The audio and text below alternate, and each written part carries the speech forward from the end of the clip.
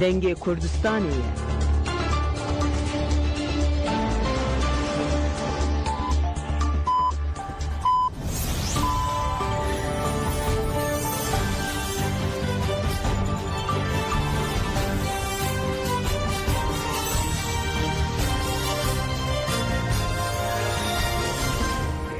شنوندگان نوچیان رادیو دنگ گلدن باشگودارین هجری رو 26 ایلون 2025 این لی بروکسل ساعت نه لامده ده منوچین سرس به پیشکش بکن دم آزادی ری برا پویا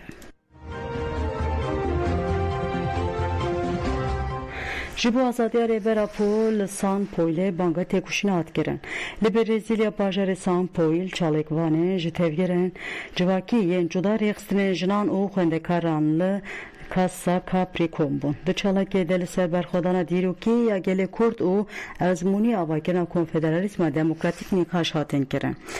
Çalekvanên jîrê xistinên cuda dest şankirin ku fikrên rêbera po şoreşa rojava ji bo tevgerên civakiyên li Abya Yala jî çavkaniya îlhamê ye. Di nîqaşa de têkoşîna jinên Kurd ya da avakirina civak û xweseriya demokratîk de weke Ronahiya jiyanê hate nirxandin û gotin ev pêşketina bi saya paradigmaya rêbera po çêbûye. Di kombûna ji bo azadiya rêbera po hate pêkanîn lê têkoşînên li San Pauloyê ezmûn û hişmendiya berxwedanên li ser axa Abla Yala jî hatin vegotin. Hat gotin ku yekîtiya gelan û îtifaqên internasyonalî sînûrên netewdewletê derbas kiriye. Ji bo wê jî divê êrişên li rûşata navên yelî dijî gelan dewam dikin werin şermezar kirin. Bi taybetî piştgiriya ji bo tevger azadiya Kurdistanê û pevajiya aiştî û civaka demokratik têkoşîn bêxurt kirin. Beşdaran ji bo azadiya rêbera po hemû girtiyên siyasiyên Kurd banga azadiyê kirin û banga pêkanîna mafê hêvî kirin. Çalakî bi peyama ji San Pauloyê ji rêbera po û hemû girtiyên siyasiyên Kurd re azadî bidawî bû.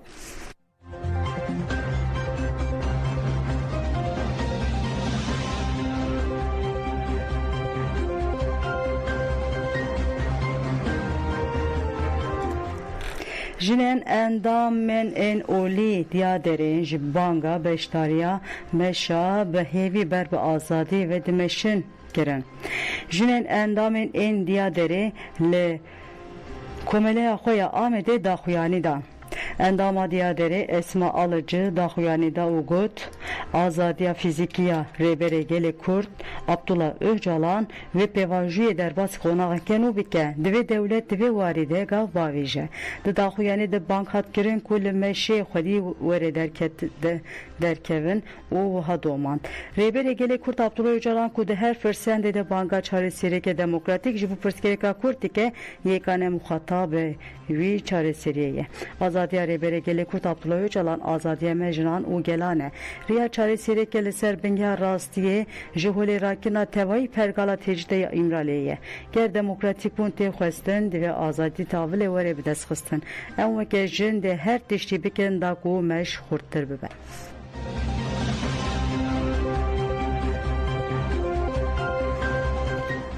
Êrişa çeteyên Daişê li ser Dêra Zorê 5 şervanên qesedê şehîd bûn. Çeteyên Daişê Rojhilatê Dêra Zorê êrişî barekeyeke Hêzên Sûriyê Demokratîk a li bajarokê Behra westan kirin. Navên de ragihandin û çepemeniya Hêzên Sûriyê Demokratîk qesedê bi daxuyaneke ragihand ku wan êrişa şanên çeteyên Daişê ya li dijî bajarokê Behra wîsta têk birine. Di encama şêrêgiran de 5 şervanên şehîd bûne û yek ji wan jî birîndar bûye. Şervanên me bi lehengî û fedakariyê li hemberî êrişê rawastî planên wan pûç kirin û herêm kirin bin kontrola xwe. Li herêmê lêgerînên ewlehiyê û şopandin şaneyên Daişê yên reviyan berdewam dikin. Ji bo ewlekariya gel û tirnekirina tevahî xeteriyan operasyonên me didome. Qesedê ji bo şervanên xwe yên şehîd bûne jî peyama sersaxiyê da û got em şehîdên xwe yên leheng bi hurmet bibîrtînin ji malbat û hevalên wan re sersaxiyê dixwazin. Xwîna wan vala naçe her kesê ku ji êrişê plankiriya piştgirî daye an jî beşdar bûye li qadê û li her li ber zagonê wê hesabê bide.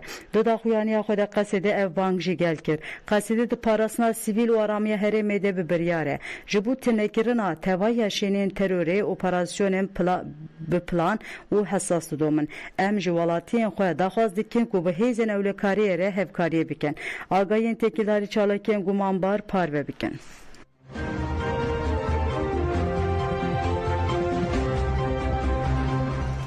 Rıza Altun da salvegera şehadeta xwedê li mala xwe ya li taxa Tuzlu Çayır hat bîranîn ji kadroyên damezrênerên PKK Rıza Altun di salvegera şehadeta xwedê li mala xwe ya li taxa Tuzlu Çayır a navçeya Mamakê ya Ankarayê hat bîranîn.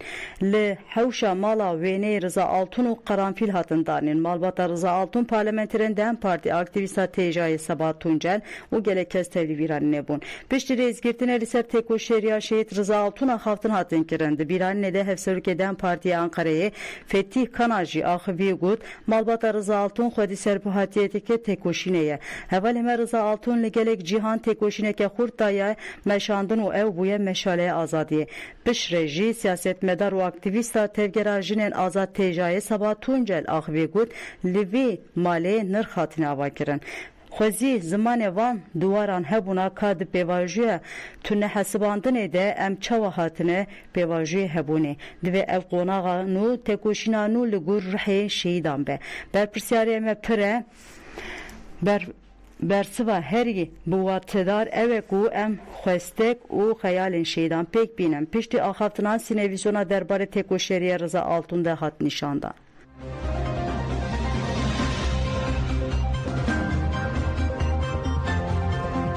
Koma ve şehit Rıza Altun bi bîranî komelê malbatên şehîdan Komav di salvegera şehadeta Rıza Altun de daxuyanek da û di keseyê tavê de hemû şehîdên azadiyê bi bîranî.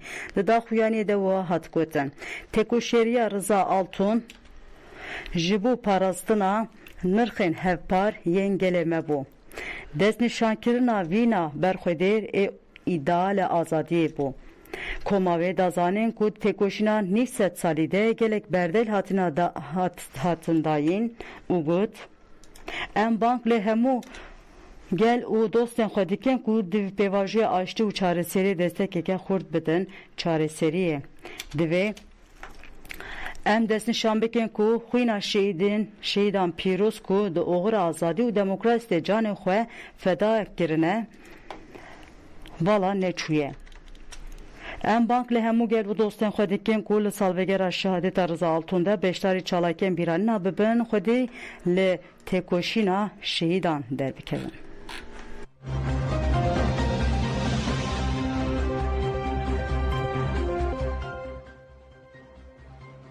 Konferansa xwe li darxistmê sedayekên aştiya İzmîrê beriya konferansa dayekên aştiya ya ku dê di çarçoya pêvajoya aştî û civaka demokratîk de di 18 û 19 Cotmê de werê li darxistin pêşkonferansek li darxistin. Pêşkonferans li avahiya Dem Partiya İzmîrê hat li darxistin. Li eywana konferansê pankarteyên ji bo civakeke demokratîk ji rêbertiyê azadî û ji bo dayikan diyariya herî mezin aştiyê hatin daliqandin. Her wa aktivîstên Têjayê wekîla Dem Partî Salih Aydeniz rêxistinên Dem Partî û DPP'yê İzmîr û navçeyên wê jî tevlî konferansê bûn. Di konferansê de gelek caran duruşmeyên ji seroka pojên jiyan azadî hatin berskirin. Konferans bi rêzgirtinê dest pê kir piştre jî sînevîzyoneke têkoşîna dayikên aştiyê hate pêşandan konferans ji çepemenî girtiği doğmaya.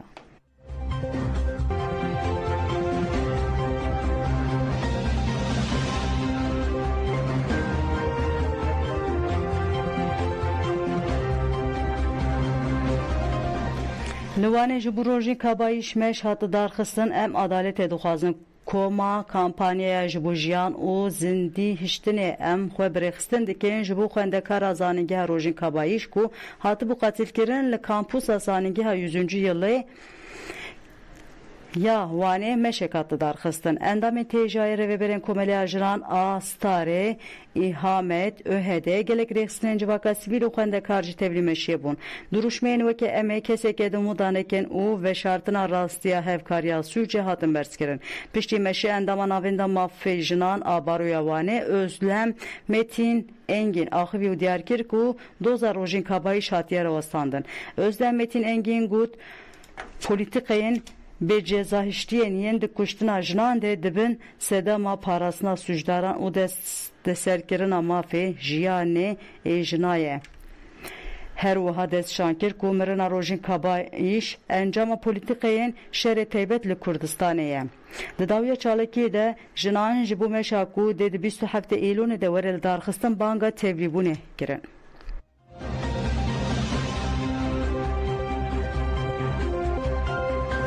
Somaya Reşid ligirtika İranî jiyana xwe ji dest da Somaya Reşid dimha Nîsanê de li Tehranê bi îtayê nivîsandina dirûjmeyan hate binçavkirin. Piştî îşkenceyê ewşandin girtika evîn û dûr re piştî êrişên İsraîlê veguhestin girtîgeha Qerecoxê.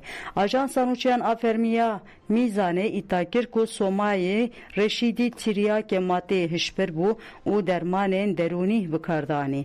Lêberê çavkaniyên muxalîf û rêxistinê mafê mirovan ragihandin ku tevî pirsgirêkên tenduristiyên cidî dermankirina girtiya 43 salî hatiye redkirin û mirina wê encamê vê xemsariye ye. Li gorî İran Internasyonal rayedaran hewl dane ku çîroka hewldana xwekuştinê li ser malbatê ferz bikin. Heman çavkanî ragihandin ku rejim hewl de berpirsyariya xwe veşêre. Rêxistinê mafê mirovan mirina Somayê Reşîdî weke encama muameleya xirab û îhtimalkirina sistematik di girtîgehê İranê de dibînin.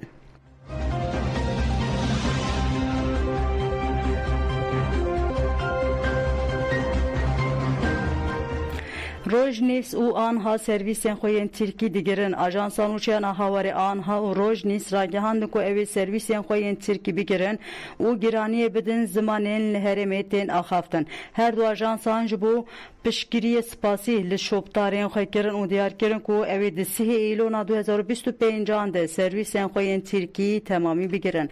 Rojnîvs bû yerên li başûr Iraq, İran û Rûşlata navîn bi zaraveyên kurmancî soranî yên Kurdî Tirkî Erebî li başûrê Kurdistanê dişopîne. Anha jî bû yerên li Bakur û Şatê Sûriyê û Sûriye û Rûşlata navîn bi Kurdî Erebî, Tirkî, İngilîzî, İspanyolî û Rûsî li Bakur û Şatê Sûriyê xebatên xwe didomîne. Belê godan ji me nûçeyên serî pêşkêşkirin ana xatirê we dem baş.